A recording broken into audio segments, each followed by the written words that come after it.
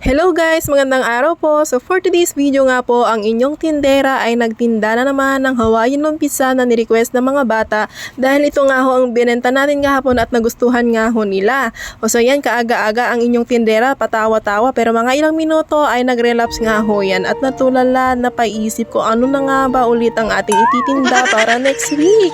So yan nga guys, maaga nga pong namalengke ang inyong tindera at hindi ko na nga ho na video dahil iniisip ko na baka hindi natin maidala ito kaagad sa eskwelahan kaya inag-aagahan ko na at nagmadali na nga yan nag-prepare ng kanyang ititinda ngayon. So dahil nga gusto nating kumita guys ay kailangan dapat maaga tayo palagi. So yan nga guys, ang inyong tindera ay nagbalot-balot na naman ng kanyang paninda. Hindi na tayo kakanta at baka umulan. So yan nga po guys, nung nakaraang araw tulad ng ginawa natin ay pinagsama-sama ko lang ho dyan ang ating mga ingredients at saka kuminekos-mekos yan upang sa ganun ay magpantay-pantay po ang lasa ng ating mga magagawang lumpiang pizza.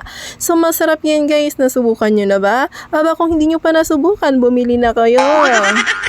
Guys, pagpasensyahan nyo ng boses ko dahil first time ko nga ho mag voice over, nakakailang voice over pa nga lang ho ako at bagong content creator. Ay ba, suportahan nyo naman po ako, magsuportahan tayo para naman mapansin tayo ni Lolo Meta. Malay nyo naman, diba? Dito tayo kumita.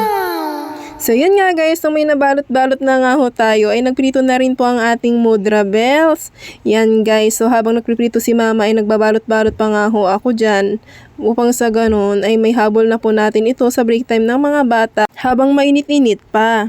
At yun na nga guys, ito na po ang ating mga napritong lumpiang pizza at inilagay ko na nga po ito sa ating malaking Tupperware. Nung na-prepare na nga ho natin guys, ay dinala ko na rin po ito sa eskwelahan para may benta na rin po ng mga bata habang mainit-init pa.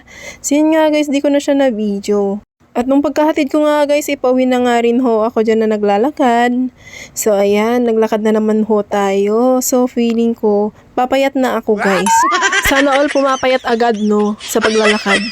So yun nga guys, nakalimutan ng inyong tindera ang kanyang payong, kainit-init pa naman. Pero di bali malapit na, kinarir kasi maglakad eh. So paano ba yan guys, hanggang dito na lang ang ating vlog for today's video. Salamat sa panonood. God bless you all!